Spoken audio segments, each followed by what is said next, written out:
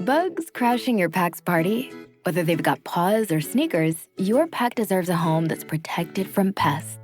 That's where Wondercide comes in. Plant-powered protection made with steam-distilled natural essential oils that actually work. It kills and repels fleas, ticks, mosquitoes, and ants without questionable ingredients or overpowering smells.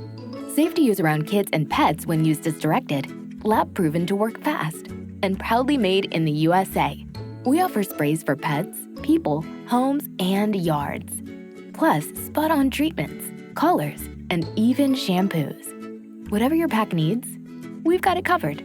Founded by a pet parent looking for a better way to protect her dog Luna, Wondercide's now protected over 21 million lives and counting. You might have even seen us on Shark Tank. Go to Wondercide.com and use code WONDER20 for 20% off your first order. That's WONDER20 at Wondercide.com. Wondercide. Protect your pack with plant-powered Wondercide today. Your kids could get free or low-cost health coverage from Medicaid or CHIP. Even if you've applied before, they may be eligible now. Kids up to age 19 are covered for checkups, vaccines, dentist visits, hospital care, and more. And if they already have Medicaid or CHIP, remember to renew every year. Visit insurekidsnow.gov or call 877-KIDS-NOW. Paid for by the U.S. Department of Health and Human Services.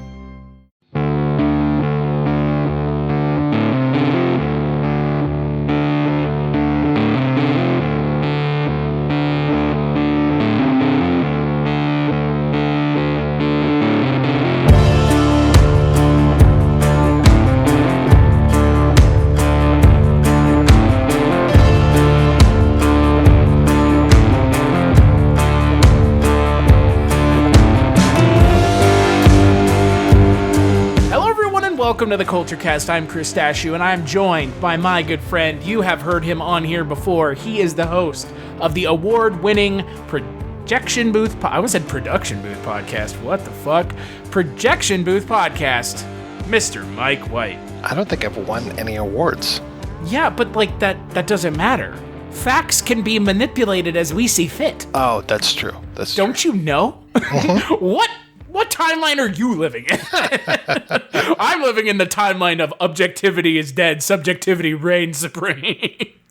What's not a joke is Babe Pig in the City, and that's the film we're talking about on this episode of the Kulturecast. This is the farm. Peaceful, calm, civilized. But now, the only chance to save the farm is for one little pig. He can't leave. You're my lucky pig. To go to the city. You can't leave. You can't leave. Anybody home? Anybody else? Somebody! Let me in! Let me in! He's entered a world of outcasts and misfits. Who are these losers? Well, hey, slow down. If you're not a cat, stay a chat. I'm hungry. Fleetly, come back. We don't know where it's been. Separated from his owner. I seem to have lost my human. Totally on his own. You're just a little pig in the big city. What can you possibly do? What can anyone do? Destiny has changed his mission. And his courage is about to change everyone's lives.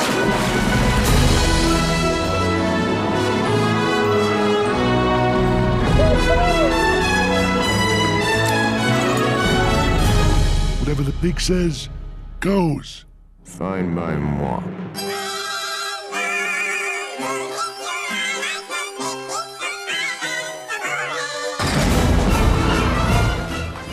My tummy hurts. Pack your bags. Time to go. We're going outside without a human? And hang on tight. Let go, Felix!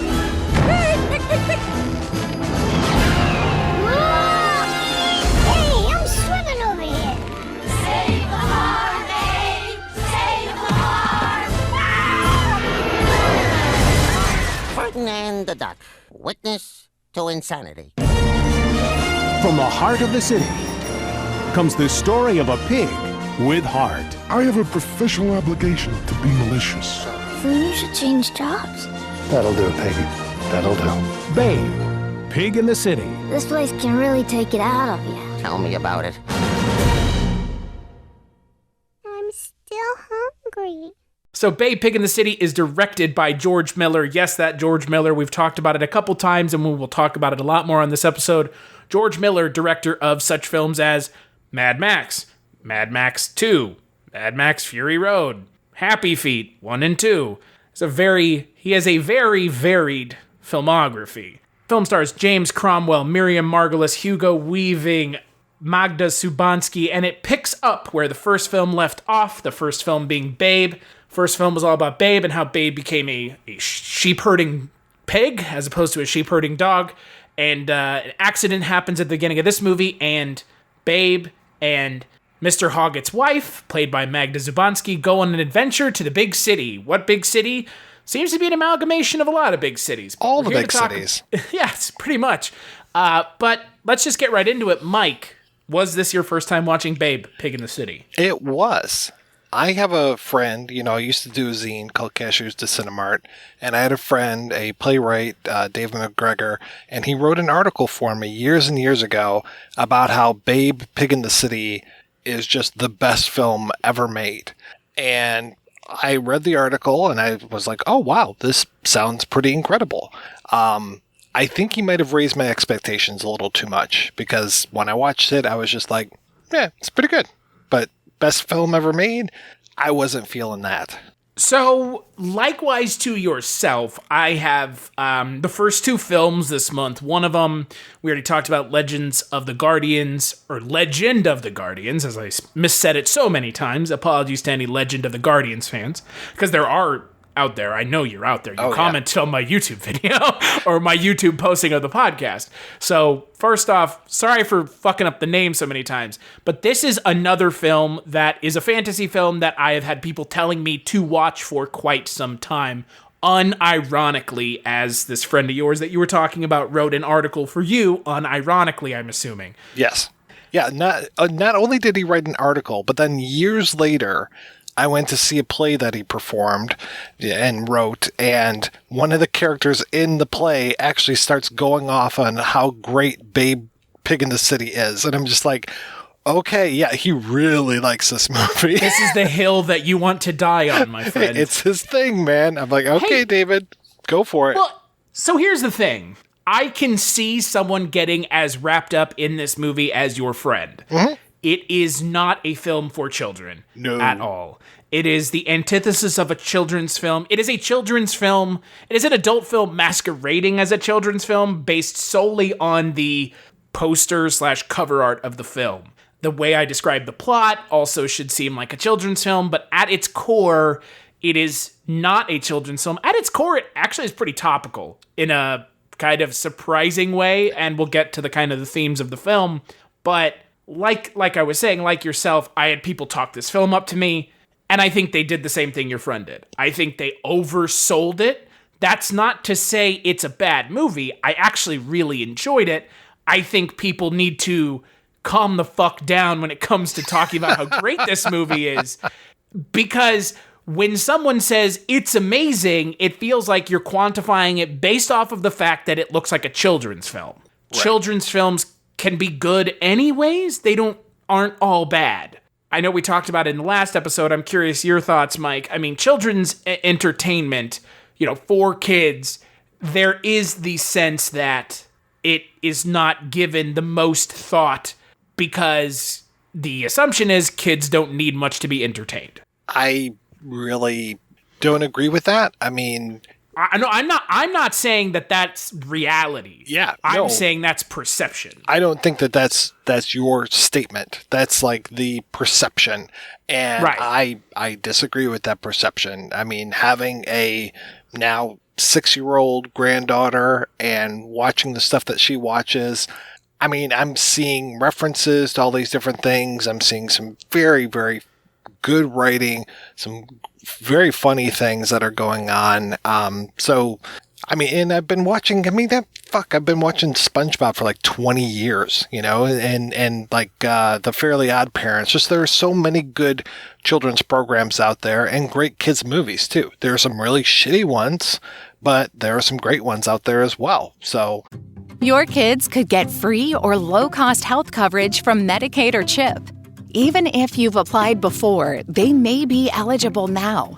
Kids up to age 19 are covered for checkups, vaccines, dentist visits, hospital care, and more. And if they already have Medicaid or CHIP, remember to renew every year. Visit insurekidsnow.gov or call 877-KIDS-NOW. Paid for by the U.S. Department of Health and Human Services.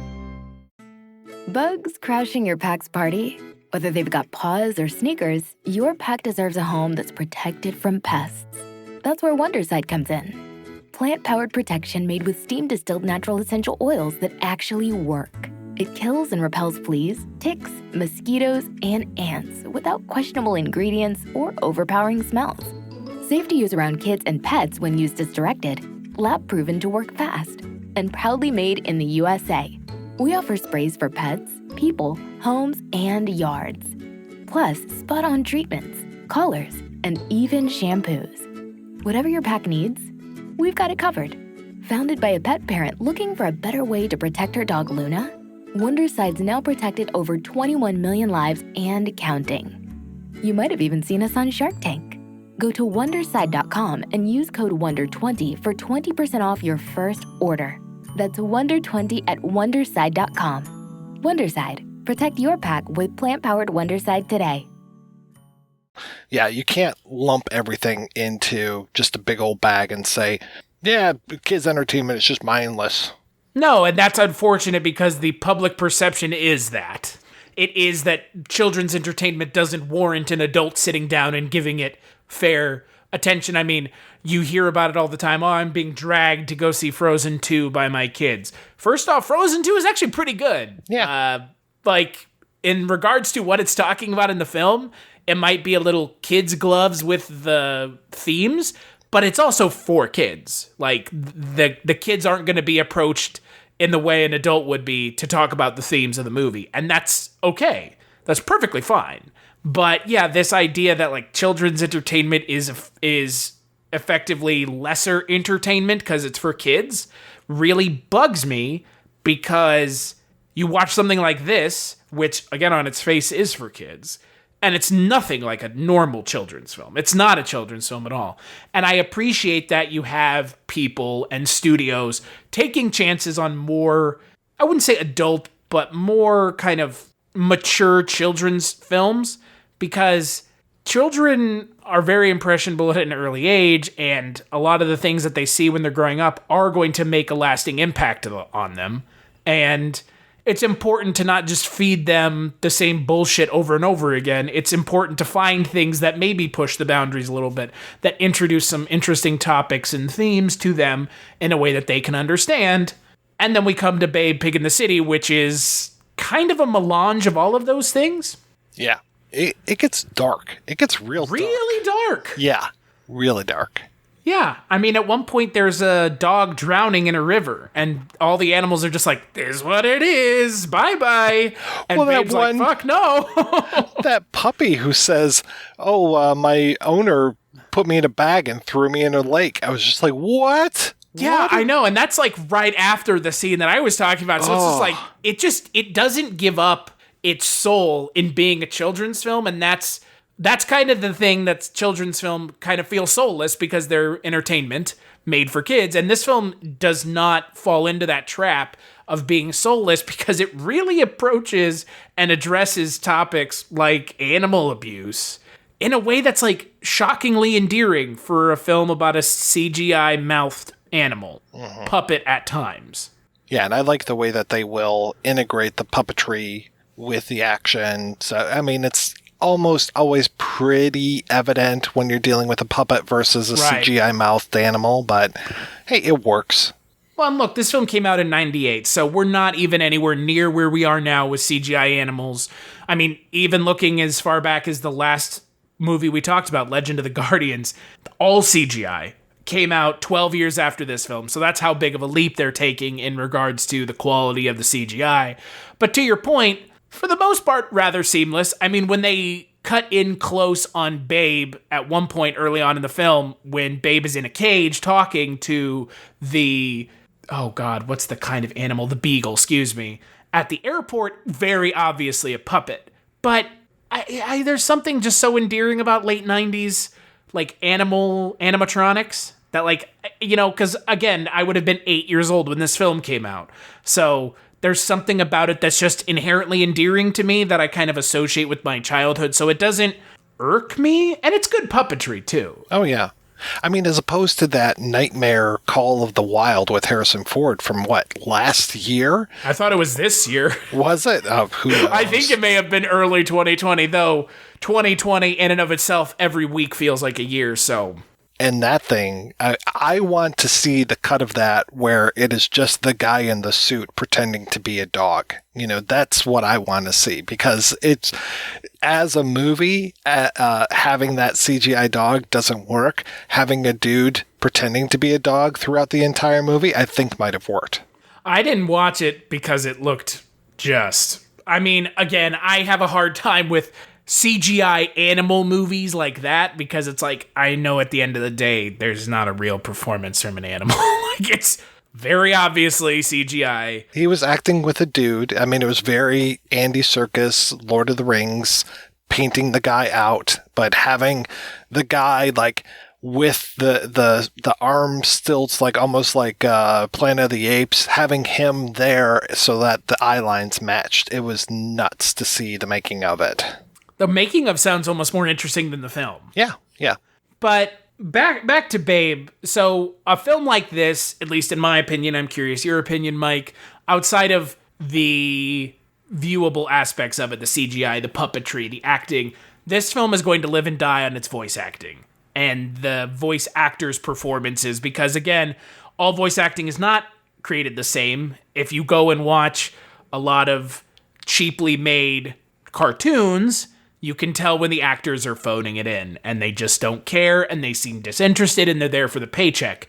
This film, on the other hand, all of the voice actors are fantastic. Even the fact that they replaced Christine Cavanaugh, who plays Babe in the first film, with E.G. Daly, who would go on to portray Tommy Pickles in Rugrats, while Christine Cavanaugh would go on to portray, or at the same time, I believe, Chucky in the Rugrats. And it's hilarious if you watch the first film and then the second film, how much in this film it sounds like Tommy Pickles from the Rugrats, and how much in the first film it sounds like Chucky from the Rugrats. But what's even more amusing is they kind of sound so similar that if you're watching the Rugrats cartoons, you kind of don't notice. But if you're watching something like this, where those two performances were captured separately, it's so obvious. I've never actually seen the Rugrats. I was a little past my time. When I hear her, though, I hear Buttercup from the Powerpuff Girls. That's after the Rugrats. That's after Rugrats, isn't it? It might have been. I think you must have just missed Rugrats, which is fine, because Rugrats is, a cartoon for kids. Like, right. And when Powerpuff Girls came out, somebody tipped me off, like, there's actually really funny stuff in there. And so I ended up watching that and then used any excuse to, like, take my niece to go see the Powerpuff Girls movie. And it was just like, yeah, Allison, let's go see this. It'll be fun. And then there was like a whole chain of jokes in there that are all about Van Halen songs. So I'm just like, yep, this is great. Okay. Yeah, and I mean, Rugrats, again, ostensibly, dismissing it offhand, as a kid's show, it had some jokes in it that were not for kids. I remember one of the episodes, they talk about the kids, Tommy Pickles actually gets Sasquatch confused with Satchmo, as in Louis Armstrong. And so they're talking about how Satchmo is coming to get them when they're camping out in the woods, and Satchmo is going to get them. And, like, again, as a kid, there's no way you get that fucking joke. Right.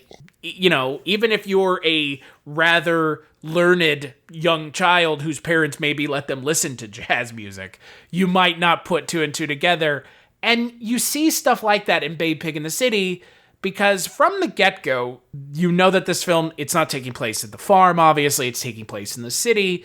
And James Cromwell's character gets practically murdered at the beginning of the film. I do like that we are moving from the farmer to the wife, and that this is so much her story. Oh, yeah. And that he just, like you said, he almost gets murdered at the beginning. He just gets taken care of, put on ice. We are going to deal with bugs crashing your pack's party. Whether they've got paws or sneakers, your pack deserves a home that's protected from pests. That's where Wondercide comes in. Plant-powered protection made with steam-distilled natural essential oils that actually work. It kills and repels fleas, ticks, mosquitoes, and ants without questionable ingredients or overpowering smells. Safe to use around kids and pets when used as directed. Lab-proven to work fast. And proudly made in the USA. We offer sprays for pets, people, homes, and yards. Plus, spot-on treatments, collars, and even shampoos. Whatever your pack needs, we've got it covered. Founded by a pet parent looking for a better way to protect her dog Luna, Wondercide's now protected over 21 million lives and counting. You might have even seen us on Shark Tank. Go to Wondercide.com and use code WONDER20 for 20% off your first order. That's WONDER20 at Wondercide.com. Wondercide. Protect your pack with plant-powered Wondercide today.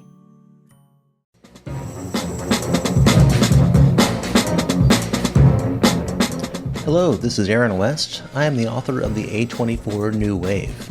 In this book, I look at A24's output and I make the argument that we are in a new wave movement right now. A24 plays a major role. This book has a supplemental podcast where each episode is a brief conversation about an A24 related topic, whether an actor, director, or even a genre. As I continue research for the book and conduct interviews, I expect to record podcast episodes with people involved with the company. You can find the podcast at cinejourneys.com or wherever you find podcasts, and we are proud to be members of the Someone's Favorite Productions podcast network. This woman, and we're going to move the entire thing away from the farm, and now we're going to deal with her and her adventures. And I was really okay with that. I was glad to be able to focus on her. And I do have to call out, did you notice that our friend from Barney Miller, Roscoe Lee Brown, I did, is the narrator of this story? Those pipes, we were talking about how beautiful those pipes are, and him lending his vocal talents to this as that omniscient narrator. I was so happy. Well, so I watched the first one before I watched this one, and he's also the narrator in the first one. Oh, good. Something I had also forgotten, to your point, and so like hearing that voice, and I was like, this sounds so familiar. And then obviously I went and looked, and yeah, it's Roscoe Lee Brown, who is again a standout, like you mentioned in Barney Miller. But it gives the film, and there's kind of some interstitials as well with the mice that they do in the first film. Yep. That it gives it that storybook fairy tale quality, because this film's not really. What's funny is, the first film ostensibly takes place in reality, right? Outside of the fact that it's talking animals, it's heightened reality, or it's kind of fantastical reality, still takes place on their farm, still takes place in reality. This film says, fuck that, and decides, we're just going to set this in the metropolis, wherever that is. And like you said, I appreciate that the film says, I'm not just going to make another movie about Babe running around herding sheep. I want to do something interesting and have something interesting to say, and I want to give some of the credit to George Miller and Judy Morris and Mark Lamprell.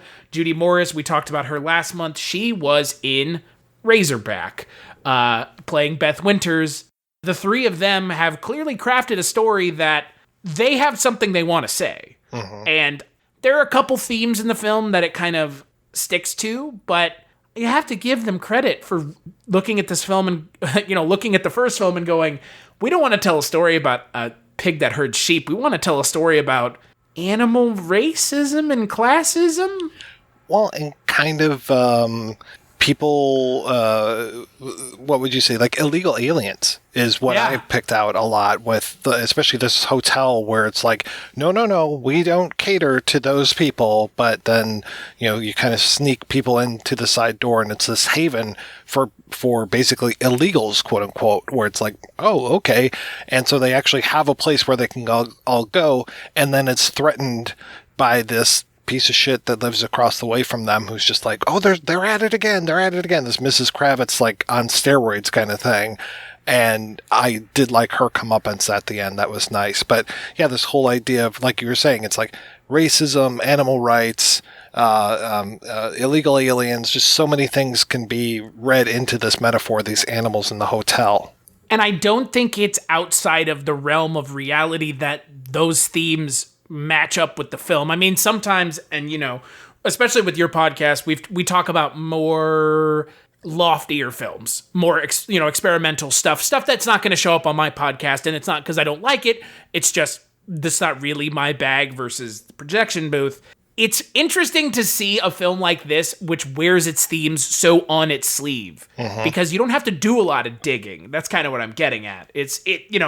When you watch some films, it's like, I think that this film is about this. The Shining is a perfect example, and something like Room 237, it's about the Native Americans being conquered by the white man. It's like, dude, that's a fucking stretch. Like, you're able and allowed to interpret art however the hell you want, but sometimes you're stretching it. In a film like this, what you just talked about, not a stretch at all. No, it's right there on the surface, just waiting for people to discover it. Also, the way that law enforcement is treated in this, it's pretty interesting. I really appreciated that. The beagle that you're talking about earlier, how he's just like, oh yeah, if I rat you out, basically I'll get a treat. And then to actually see him there with like that big bowl of food and stuff as the wife is getting strip searched and all this, just all these horrible things happening to her and to Babe, and then her Esme out there calling for a pig, and then the way that sets off the cops, and just how horrible her life is at that point when she gets arrested. It's just like, wow, they are really, taking it out on the police in a good way, like deservedly so for a lot of stuff. And I do like this theme that they have in here too, of these like pig men that kind of help her out at times. The guy who's at the airport where they get stuck for a while, and then the judge who... Are they played by the same actor, perhaps? But they both have the same pig nose going on. And I'm just like, what is this? Are these guys who were the half-breeds or something? This is really strange. I don't know what was going on. Again, it's wearing its themes and its imagery on its sleeve. It's not unintentional, obviously. So I don't know. Again, the first film had such a heightened sense of fantastical reality, and this film just pushes it essentially into fantastical, not even reality anymore. I mean, you see a point where there's a shot of Babe looking out the window at the Metropolis, and I think you can see the Opera House, the MetLife building, the Hollywood sign.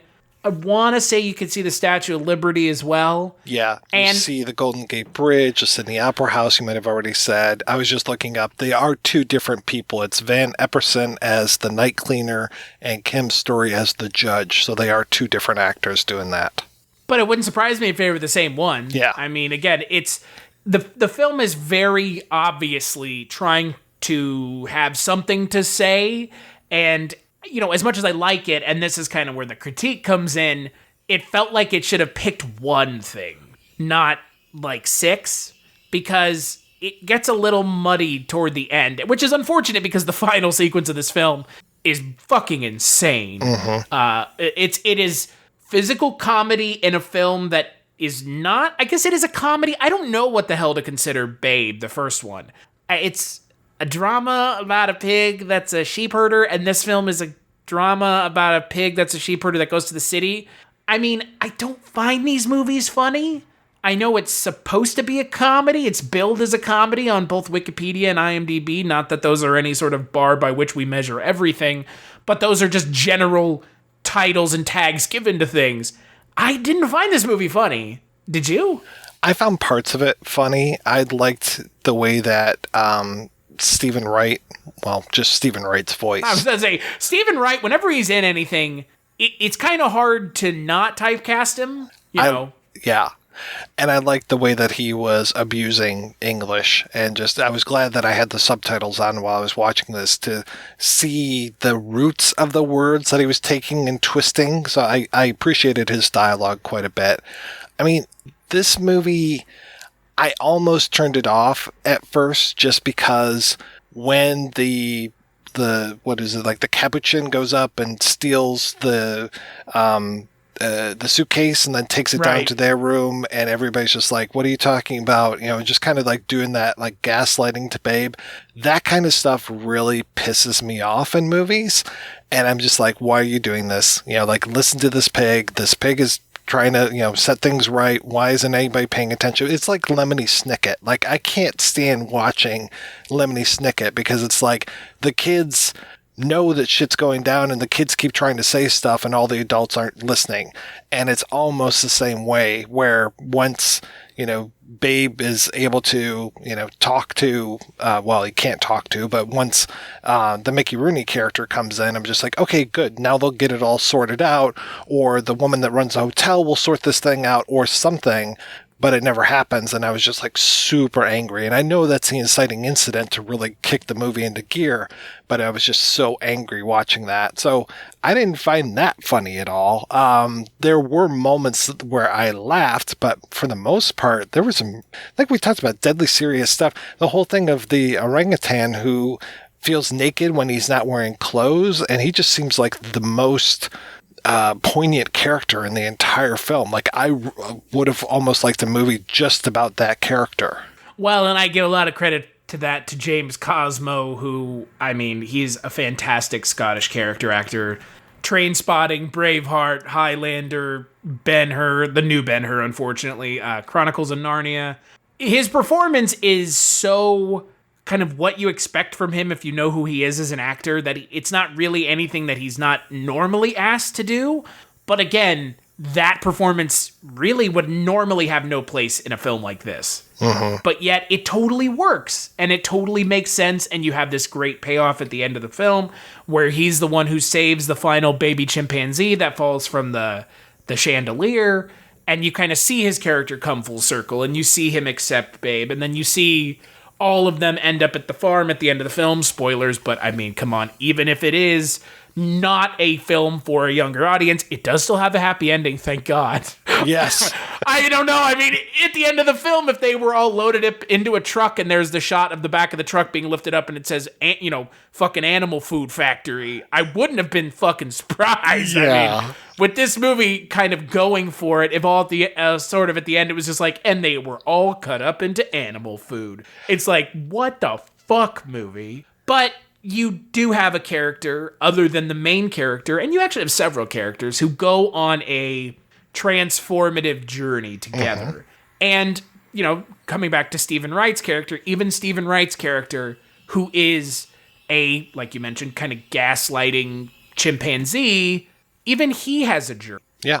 Yeah, everybody seems to learn something throughout this. I mean, even what's the dog's name? Fleelick, the one who's got the wheels. I mean, he becomes like a hero in this movie. He I don't want to say he doesn't have any right to be a hero, but like Babe should be the hero, but yet Fleelick is the one that does like a really selfless act in the way that he grabs on to that woman's coat and gets pulled all the way to the hospital. It's like, okay, this is pretty cool. And when he gets rolled over and he's, you know, dreaming, he's in the other world and stuff, I'm just like, oh shit, at least he's dreaming, so he's not dead. But I thought for sure he might have died in that moment. I feel like, and now I couldn't find the script, and this is the only cut of the film, Mike, I feel like the dog was supposed to die. Like, I feel like that whole scene was, they added the dream sequence after. Like, I swear to God, because I know that the character ends up later in the film, but like that felt like such an obvious spot to like really raise the stakes. Uh-huh. And not like the stakes in this film aren't already high. I mean, when you have half of the cast, the animal cast of the film being captured by the, you know, the animal control officers, it's pretty high stakes as it is. But Yeah, the scene where Fleelick's little doggy wheelchair is like sitting and spinning on the ground. It was just like, oh my God. Like, the bent wheel, the shot of the, like, over the bent wheel. It's like, oh my God, what happened to this poor dog? And guess what? I give a lot of that credit to Andrew Lesnie, cinematographer, and George Miller. Like that right there, like director George Miller, say what you want about Mad Max Fury Road. I think everyone has said everything about Mad Max Fury Road at this point. I like Mad Max Fury Road. We did a podcast on it so many years ago. I think it's a little overrated, me personally. I think it's much more of a technical masterpiece than it is a good movie. I think it's an interesting chase film. But George Miller has an eye for these kinds of things. And I love watching directors outside of their comfort zone because, again, this is also George Miller's first younger audience film. Obviously, his next film after this would be fully embracing a younger audience in a film like Happy Feet. And then Happy Feet 2 is very similar to Babe Pig in the City in that it has existential krill in the film, which is my favorite part of that movie. But it is all credit goes to the script and the direction for pulling off a scene like the dog's wheelchair spinning. I don't think a lot of other directors would have focused on it and given it that moment that it needed to really impact you as the audience. So first off, Fury Road is one of the best movies ever made. Second off, I didn't realize. Are you're not fucking with me, right? I fucking love that movie. Okay. I watch that. I get it. I 100% get it. I didn't realize that he didn't direct the first Babe. I thought that he directed both. So when you're like, oh, this is his first foray into children's entertainment, I was just like, yeah, he directed the first one. So that's even more ballsy that they took this stuff, took the characters and then recast everything into this. It's just that is making my head spin.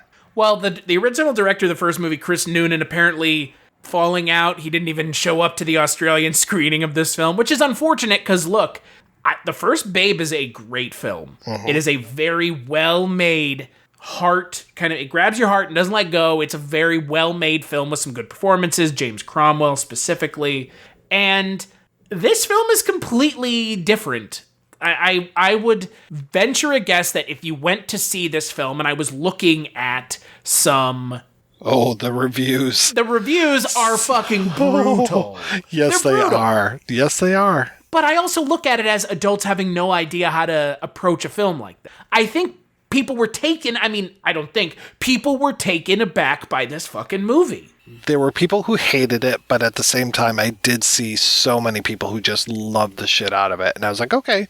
But the people that hated it, man, did they hate this movie. Yeah, and look, George Miller worked on the first one. Chris Noonan has said, George Miller tried to kick my credit off the first movie. Hey, you know what? We're not here to argue that. We've already argued Spielberg and Tobe Hooper before, and that went pretty well. But if you went into this film expecting the first movie, which I guess every reviewer did, and you know what? I don't blame them because, again, you're making a film for a younger audience. Why would you stray that far from the formula like they did? Yeah, the reviews are not good. The reviews are shocking. It's like they didn't even watch the same movie. Really, when you look at George Miller's filmography, like that was the thing that amazed me because we did like a, fucking 4-hour podcast, maybe more on the Mad Max series. That the first... all of the Road Warrior movies, all the Mad Max movies are so different. Like you could look at Mad Max and look at the Road Warrior, and you'd be like, "Is this the same person that made this?" Like, yeah, Mel Gibson's still there, but he's not even the same type of guy. Like, this is really just such a departure from this. And you look at the third one, which turns into a fucking kids film at one point, and you're just like, what the fuck is going on here? Is this the same guy that made this? So I'm not surprised that... Have you ever wanted to dive deeper into the horror movies you love? Beyond the Blood is a horror podcast for fans who want more than just surface level screams. We do deep dives into the movies that shaped us, digging into director commentaries, behind-the-scenes stories, deleted scenes, and the special features that most people skip. Each episode is a love letter to the genre. We break down how these films were made, the creative risks that paid off or didn't, and the lasting impact they've had on the genre as a whole. From 70s slashers to modern nightmares, we celebrate the craft chaos, and characters that keep us coming back. If you're the kind of fan who rewatches movies with the commentary on, or you simply grew up in the video store horror aisle, the Beyond the Blood podcast was made for you. New episodes every single week. Subscribe, let's dig deep. Welcome to the Beyond the Blood podcast. Miller just was like so far away from what the original movie was. Well, and it cracks me up that it is George Miller, and it is mind-blowing to a lot of folks to go, oh yeah, George Miller directed Happy Feet. Right? Like, if you go tell someone who is not kind of as much of a movie nerd as you and I are, hey, by the way, the guy who directed Mad Max Fury Road directed fucking Happy Feet 1 and 2, they'd be like, no, that's not the same guy. It's like, yeah, no, it is. Totally is. And well, I thought it was another case of the man who composed the music for the Road Warriors named Brian May, but that's the other Brian May, not the Brian May from Queen. I honestly thought that there were two George Millers. I thought there was the George Miller who does Babe and Happy Feet and these movies, and then there's the George Miller who makes, the Road Warrior movies. I'm not sure where the Lorenzo Oil Witches of Eastwick George Miller fits into that stuff, but I honestly thought that there were two guys, because I didn't think that there was any way that the man who gave me, just me, and anybody else who's watching the movie, turn it off now, gave me Road Warrior. I was like, there's no way that he could have done this other stuff. And then when I found out, no, there's just one singular director doing all of this stuff, I just was even more impressed. First off, Lorenzo's Oil is a thoroughly traumatizing film for 15 to 16-year-old Chris to be watching. Oof. Well, we watched it in a biology class, and intentions were good, but listening to a child actor scream for effectively a 2-hour movie is not the way you teach biology. It's the way you teach biology if you're lazy as fuck.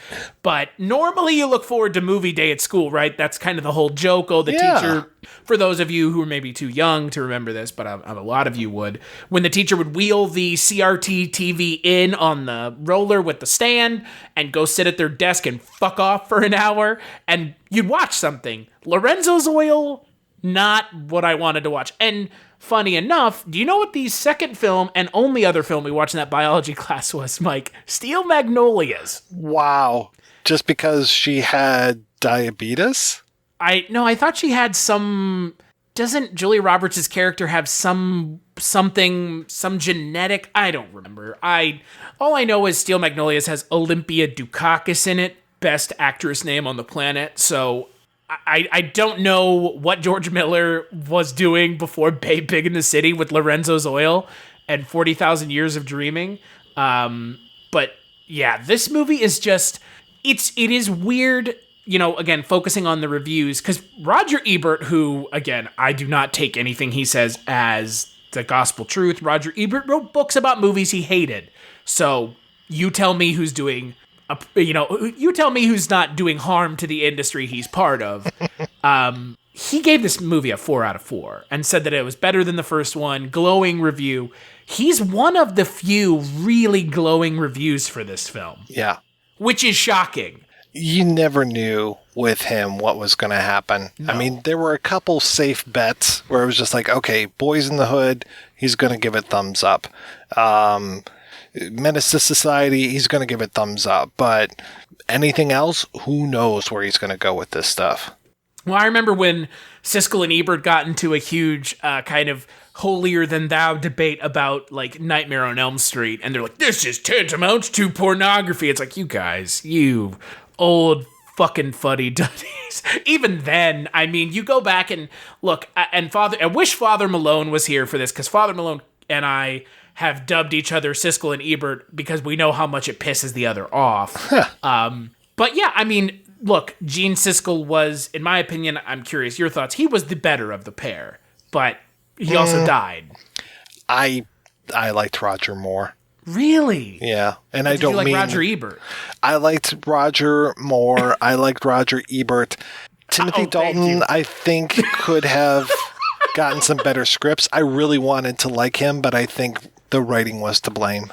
God damn it. Thank you. Thank you for that. Thank you so much. And we're just going to continue on and not address anything we just said. But it is shocking to kind of hear now, because if you look now, this film has been kind of lumped in with, quote, cult classics, whatever the fuck that means. Modern cult canon. You know, reading articles about kind of where this film sits now in 2020, it has a fair amount of defenders. And not defenders, but people that will sing its praises. Clearly you know someone. I know someone. So it's in our immediate circle, but they're not the only ones. And they all are coming at this film getting the same thing from it, that it's a film worth watching outside of the, oh, it's a movie about a pig that talks.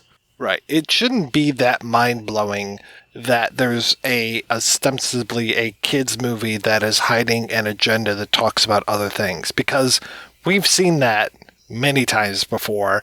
I mean, that's one of the things I love to talk about when I talk about Czechoslovakian films is you have something on the surface and you have so many things underneath the surface. Like looking at Uri Hertz's Beauty and the Beast. And it's like, yeah, sure, it's a retelling of Beauty and the Beast, but there's so much more going on. You know, every fucking fairy tale has so much more going on. So we shouldn't be shocked that Babe Pig in the City is actually a very deep story. But I know that blows people's minds. I'm not trying to deprecate their opinion. I'm just like, yeah, no, that makes sense. But also at the same time, like you were saying, slow your roll a little bit when it comes to recommending this movie. Don't overdo it. If you love this movie, that's great. I'm not saying keep it to yourself, but don't overdo it when you recommend it to other people, because you got to realize that you're setting the bar so high. Yeah, and that is the unfortunate thing. And again, like you said, I'm not blaming anyone for it, and I completely understand because, look, I'm sure if I asked you a movie, Mike, that you would get as equally animated about, that's maybe like lesser known, which for the two of us is not fucking hard. But, I mean, you and I would have a hard time not being as exuberant. And, you know, you need to watch this right now. Like, you know, I try not to do that because, again, I know what that leads to. And I've told people, you know, close friends of mine, go watch Freaked. It's, you know, it's fucking hilarious. Most of the time, people come back and say, oh, yeah, that was a fun movie. But there are a couple people that come back and like, this is a fucking movie that you like? Right. Why are you so high on this movie, Chris? What is going on? Exactly. And it's like, I don't feel like defending to you why I love this movie so much, because theoretically, the idea for me telling you how much I loved it was for you to go and find out and walk away with the same feeling that I did. And I totally get why that doesn't always happen. But yeah, to your point, probably best to temper thine expectations when talking about a film like Babe Pig in the City. As good as it is, it's not, you know, unfounded cinema gem that the world is not ready for even in 2020. Like, it's just not that. But it is a very good, very well made, very well acted film directed by the guy who directed fucking Mad Max. Mm-hmm. But, and I say but, it is a muddy, muddled, all over the place story. And I, at times, had a hard time really figuring out where the story was going, because I'm not sure it knew where it was going. It felt like it was more content on having something to say and not really telling a story at times. Because the film wraps up super quick. Yeah. There's not really an antagonist. I mean, there kind of is. It seems to be the universe as a whole is the antagonist. Similarly to, like you mentioned, Lemony Snicket's, I think, is a very good example, because it does feel like kind of the universe is out to get everyone, as opposed to just one specific person. I mean, the entire addition of a narrator would lead you to believe that he knows that the universe is going to be interacting with the story in a way, and he's almost the voice for the universe in a way. And you see that with the scene where the dog almost drowns, and you see that at the beginning with the scene where James Cromwell's character gets essentially taken out of the film before the film even ever gets going.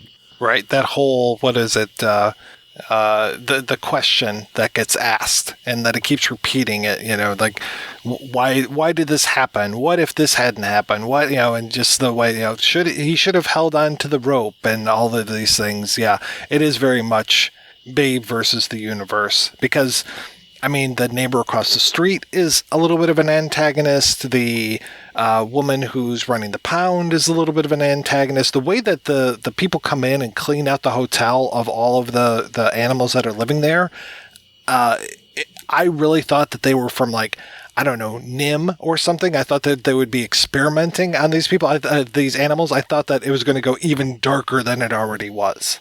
Well, and it very well may have. I mean, again, you know, we don't know what the original script looked like. But again, I feel like, for me, and you just kind of mentioned it, the reason that I have an issue with the film's kind of plot is because it feels like this was maybe an idea for a darker film and they were told to tone it down and kind of take a step back, guys. This is, you know, I can imagine the meeting. Take a step back, guys. This is still a film for kids. And this is still a G-rated film. There's no way around it. It's G-rated. So you can't do anything about that. You can approach some topics. And I'm surprised in a G-rated film they had a line about a dog being thrown into a river. Yeah. But yeah, I mean, again, that is kind of the spot where the film gets kneecapped a little bit, is that it is still a G-rated film. It doesn't feel like it's able to really talk about the things it wants to talk about all the way. It feels like it kind of has to do maybe halfway or a little bit in a roundabout way, or again in shocking one-off lines that seemingly go nowhere. But that, you know, that's kind of the issue I have with this movie, is that there's no plot. And, you know, the plot of they go to the city and it's all misadventures is fine, but I want more than that, and that's a me problem, not a movie problem. Right. It is all on your shoulders. The pig is on my shoulders with everybody else. But, you know, again, it's just, I mean, even Mickey Rooney's in this movie. We haven't even talked about that, because feels like he's in this film from another fucking movie. He's like mute, and he's eating all the time, and he's a clown. Yeah, he amuses me. Yeah, well, he also dies, apparently.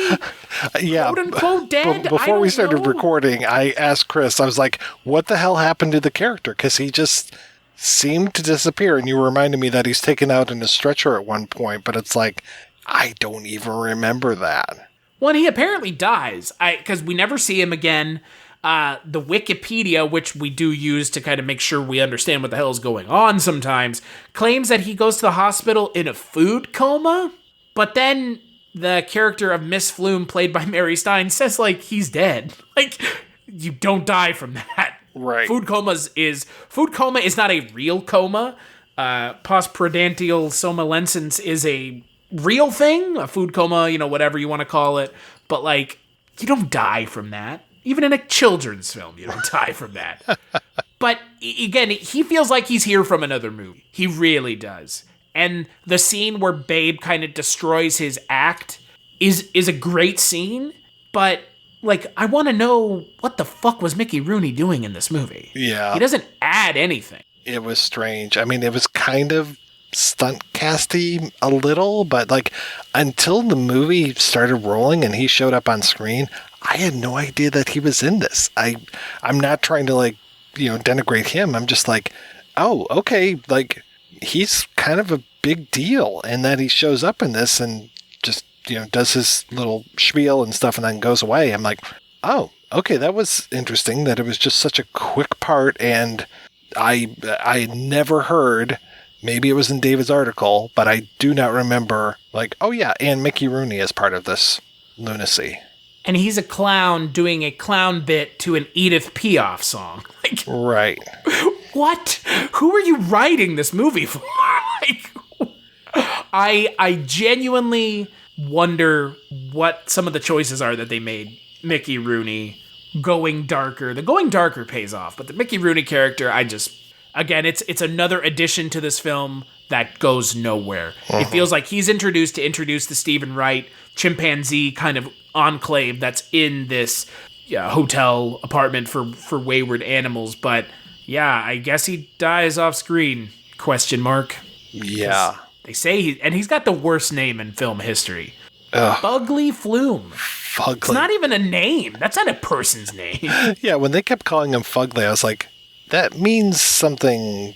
Do you want it to mean that? Are you calling him fucking ugly? Yeah. That's what you're going for, right? I guess. And he wasn't that fugly. I mean, he was just Mickey Rooney. Old Mickey Rooney. At least he wasn't in the getup he was in from Breakfast at Tiffany's. Yeah. Could have been worse. Yeah, could have been a lot worse. But, so, Mike, what would you give Babe Pig in the City out of 5? And if you give it anything less than 5, I guess we both disappoint our friends who really like this movie, right? I know. I'm sorry, David. I'm giving it a 4. I would give it a 4 as well. Like, I'm right there with you. It is... I'm not surprised it's good. I don't think you are either, right? Like, the person whose opinion I'm trusting with watching this film, I trust their opinion. Not completely, but I trust it enough to obviously program this film into the month. But it's good. Yeah. But I'm not super surprised it's good.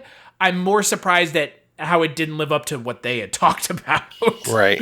Well, but I guess it never was going to anyways. Now I'm kind of curious to watch the Happy Feet movies. So, Happy Feet 1, I don't remember at all. I don't even think I've seen the first one. I know I saw the second one. The second one has Matt Damon and, oh God, who's the other person? It's Matt Damon and Brad Pitt, and they play, like, these two krill that are going through, like, an existential crisis. And it's, again, not what you would expect from a, quote, children's film, young adult film. But I would check it out. I'm actually very... interested in checking it out. I was supposed to look at Robin Williams in it, so, and Elijah Wood, so it can't all be bad, but, yeah, I remember liking the second one, but I haven't seen the first one, if at all, or in a, quote, long time. Well, how are you going to understand the second one if you don't watch the first one? That's fair. The other thing that, talking about George Miller, and this is, the way I wanted to close this episode out, again, is emphasizing you should watch this movie and emphasizing the fact that it's a George Miller film. The biggest disappointment that I have whenever I talk about George Miller is the fact that we never got that George Miller Justice League film. Yeah. Because, I know everybody goes on and on and on about the fucking Burton Superman film, and I know that rest his soul, the guy who made the documentary that passed away a couple years ago, he essentially put to bed that Superman Tim Burton movie, right? I mean, I want someone... Hello, this is Chris Haskell from They Live by Film. For those that don't know us, Adam, Zach, and I, we built a podcast over the last 2 years that's a combination of film discussion from 3 very different perspectives, as well as industry interviews with the leaders in boutique Blu-ray and 4K community. We started with Deaf Crocodile, but over time we've been lucky enough to speak with Arrow Video, Severin, Mondo Macabro, Vinegar Syndrome, Radiance, Indicator, most of the OCN partner labels. It's been a blast. You can find us wherever you podcast, and also actually recently as part of Someone's Favorite Production Podcast Network. We hope to see you online. To do that for Justice League, because that movie sounded like it was farther along than Superman.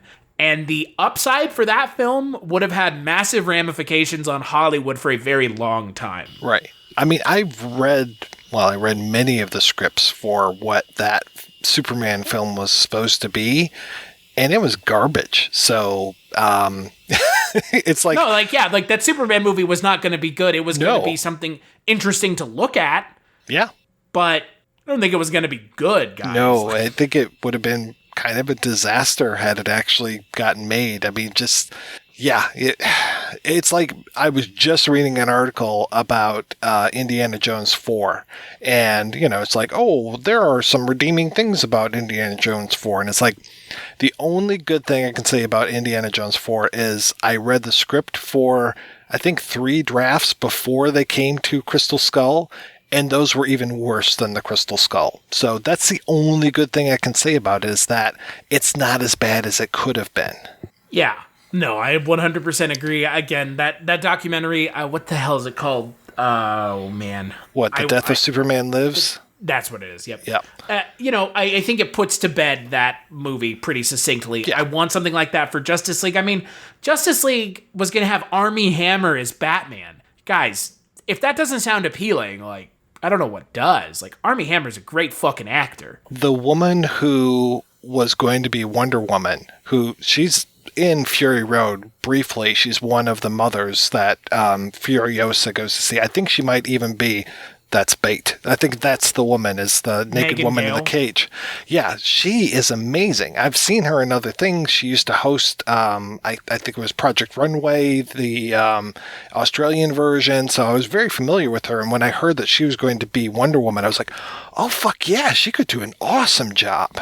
Yeah, it is one of those things, like one of those films, and there are several that kind of get talked about in these whispered hushed tones of like, what if, big what if. The Justice League Mortal is what it would have been called, is kind of the one that really gets me excited to talk about kind of what could have been, because it did come at a time where, you know, we're just about to be done with the Bale, or I guess we're halfway through Bale's run as Batman, because they started production on it right before or during Dark Knight Rises. Dark Knight Rises comes out, and then, you know, they go, if we can't get Christian Bale, we'll get someone else. And then obviously Zack Snyder comes and Nolan, and they kind of fuck everything up. Thanks, guys. Yeah, because it's sad, because again, this is completely off topic, but not really. Justice League Mortal felt like a time where Warner Brothers pivoted. And they pivoted away from what would have been successful into the fucking nightmare we have now, which is a bunch of movies that are not connected because they can't connect them because the actors don't want to come back, or they can't figure out how to get a movie off the ground because one of the actors beats the shit out of women. And I just described multiple actors involved with DC. I have yet to actually, I know we're so far off topic right now, but I have yet to actually figure out what, is the guy's name Ray Fisher? Oh, the guy who played Cyborg, yeah. Yeah. I have no idea what he's complaining about. I just keep hearing like, blah, blah, blah, Joss Whedon's a piece of shit. I'm just like, okay, first off, tell me something I don't know. Second off, why is he a piece of shit? Like, I have yet to hear the why for he's a piece of shit. I think it had something to do with the cyborg scenes were all cut out of the film, and Joss Whedon didn't conduct himself professionally on set. Was he walking around with his wiener out or something? What? Was he walking around with his wiener? I mean, the way that he is described by Ray Fisher, it sounds like, I was like, what is he, like a pedo or something? Like, what's going on? Why is he such an awful person? I think it's just the way, I think what it is like, you know, we've talked about this before, someone like Hitchcock, right? They couldn't really exist anymore because of the way they treated the actors. I think that's what it is. Oh, okay.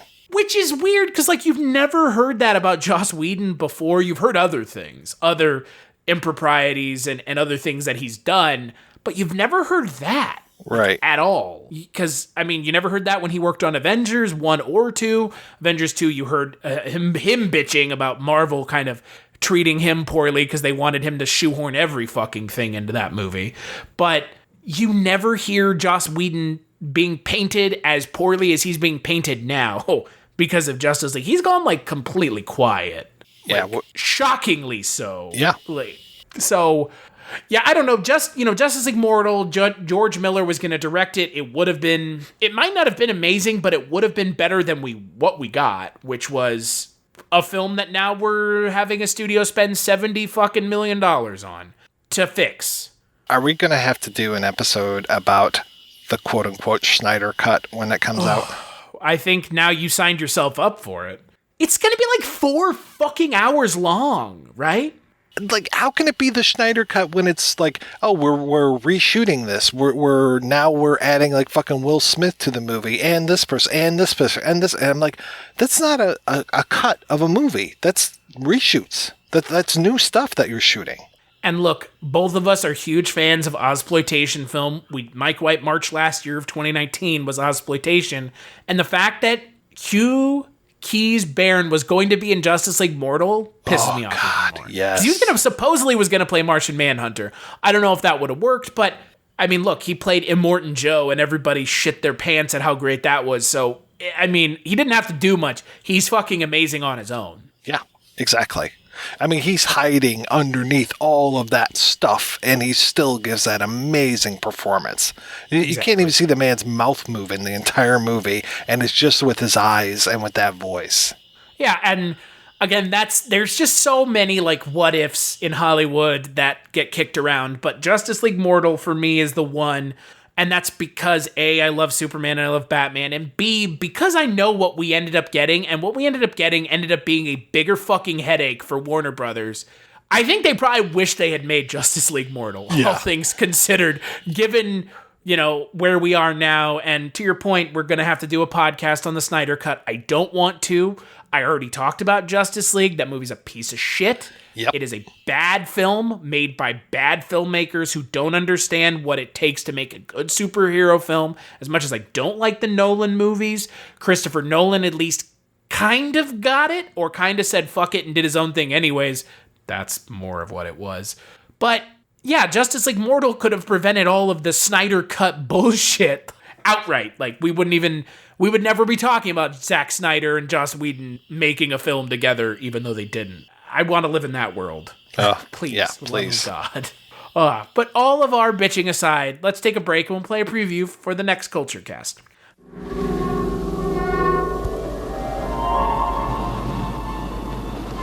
There is a balance to the universe. The struggle to maintain that balance is the stuff of legends. For there can be no good without evil, no love without hate. Life needs death. Innocence feeds lust.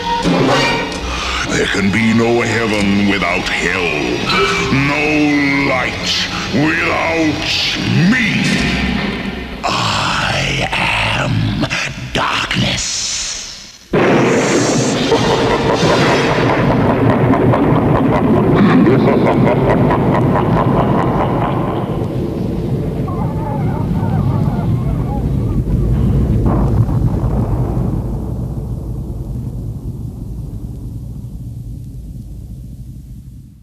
That's right, on the next Kulturecast, we're going to be talking about yet another film that I have not seen. This has not been on a long list, though, like the last two. We're going to be talking about Ridley Scott's Legend, both the original and the director cut. Okay, yeah. I don't like Ridley Scott, Mike. Well, he's hit or miss kind of his own for me. fault, right? Yeah, he's very hit or miss. Does only liking two of his movies and none of the other ones count as hit or miss, or just two hits and every other miss? Well, okay. I mean, he made Alien and Blade Runner back to back. I've said it before, I'll say it again. If you made just Blade Runner or just Alien, you could rest on your laurels for the rest of your career and no one would ever bitch at you. He made those two back to back and then has made nothing of value since. I liked, and I'll emphasize liked, I liked The Martian, but I think anybody could have directed that movie. Possibly anybody. Matt Damon could have directed that movie and starred in it. Yeah. I think I'm doing an episode on The Counselor one of these days because people keep telling me that that's just this amazing thing, the director's cut of it, and I don't believe it. So I have to see it. I have to force myself to watch that one. All I know is that Cameron Diaz is naked at one point doing like a striptease on the hood of a car. That's what I know about it too. Is that movie? Yeah. Okay. Yeah, I fucking hate Hannibal. I'm not a fan of Gladiator. Yeah, and that has Oliver Reed in it, and we both love Oliver Reed. Yeah. But, like, I don't want to watch a fucking movie where Oliver Reed's in the first 10 minutes. Or whatever. Because he plays, Proximus, the slave holder? Something. Slave dealer? I haven't seen this since the theater. And that was another one, when I watched that movie, I was just like, this is filmed in Confuso-Vision. Because some of those fights, especially, like, there's a fight with the Centurions in a forest, and it is so chopped to shit that the you can barely tell who's fighting who. And it was like right at that dawn of we're going to overcut fights so that you can't tell what the hell's going on. Which is what we talked about on the last episode, actually. So coincidentally, well, I mean, it's a thing, right? Like all of a sudden, sometime in like the early 2000s, late 90s, they were like, everything's got to be 2 to 3 seconds long, if that. It's like, whoa, wait, no, why? There's like that breakdown of Liam Neeson jumping a fence in one of his movies. I don't know if it was Taken or like the Graveyard Film or whatever. And it's just like, I think he jumps the fence in like 13 cuts. And it's like, what? Yeah, like look at Jackie Chan. He can do it all in a oneer. Like I don't need 13 cuts to get Liam Neeson over a fence. Thank you very much. Yeah, no, I lamented it on the last episode. It came back up, reared its ugly head once again. Quick cuts and 2 to 3 second action cut scenes. Again, I wasn't I like Fury Road. Again, it's not my favorite movie of all time, but fucking hell, that movie doesn't have that. No. And again, George Miller, I mean, it goes to show the director has a lot more to do with the quality of shit than people like to claim, especially when it comes to an eye for action. I will give Zack Snyder credit. He has an eye for action. He doesn't know how to cut and edit action. Yeah. But he has an eye for it. And, you know, Ridley Scott, I feel bad because he doesn't deserve the way I feel about him to be a thing, because he did make Alien and Blade Runner, one of those movies I love to death. The other one, I really oscillate on Blade Runner. I never want to do a podcast on it because, like, it feels like a movie that eats its own lunch every time anyone talks about it. You know what I mean? Yeah. I saw Blade Runner in the theater. I saw it on cable. I loved it. And then once he started going in and fucking around with it, it was just like, stop. Please stop. The only thing I can say that I really like about Ridley Scott is that he allows the other versions to exist. I think he's completely wrong in having to say that, like, and just beating us over the head, suddenly saying, Deckard's a replicant, Deckard's a replicant, Deckard's a replicant. Let me be able to think he might be, he might not be. Don't just, like, kill me with shoving something down my throat that I don't think tastes very good. Well, and ultimately also at the end of the day, you're completely pulling the wind out of the sails of your story, because whether or not Deckard's a replicant doesn't matter to the first movie. Right. At all. Like, you could never have that question asked and still love that movie. Yeah. But yet, like you said, Ridley Scott goes in and he's like, but this is the important thing. It's like, even in fucking Blade Runner 2049, a flawed film that I still like, they do it there, but Denis Villeneuve does it in a way that isn't the Ridley Scott way, where he just takes a 2x4 labeled Deckard's a replicant and beats you over the head with it until you're like, stop, please, no more. I mean, the unicorns and all that shit's like, oh my God, would you fucking stop it? But yeah, we're going to be talking about Legend. I've never seen it. So, and who better to be on a podcast about a film that I've never seen than fucking Father Malone. There you go. All through the episode, you can just say, I've never seen it. And it's like a bat signal. He just shows up. I'm here. Maybe you should go into the episode without actually having watched the movie. Oh, and I'll just be like, I love Tim Curry in this film. I like the way he looks. Did you watch it? No. No, I've never seen it. Literally, and I'm still never seen it. We're talking about it right now. Oh my God. Until that episode, what have you been up to, Mike? Well, it is November over at the projection booth, which we call, get ready for it, Noirvember. Yeah, it's kind of funny, right? I like it. Yeah, okay. I mean, it works for me. It gives me an excuse to watch film noir. We're doing some neo-noir this month, and believe it or not, we have an episode coming out about To Live and Die in L.A. where I managed to talk to the one and only Willem Dafoe. So I'm very happy to have that. Wait, what? Feather. Yeah. You didn't see that on my Facebook. Yeah. I talked with Willem Dafoe. He will be one of my 2 interviews for the To Live and Die in LA episode, and that will be available day before Thanksgiving. You know what that sound was that you just heard? Thousands of people leaving. Thousands. Ha! Hundreds. Ha! Couple people leaving this podcast and going, this guy doesn't talk to Willem Dafoe. But that guy does. So, fuck this podcast. I'm out of here. Oh, man, that's awesome. See, that's the thing. We need to grow as a community and not push each other down. We all grow together. Okay, we'll talk about it after. As for me, I didn't get to talk to Willem Dafoe, but you can find me on Twitter at casualty_Chris. You can find the podcast on Twitter at Kulturecast,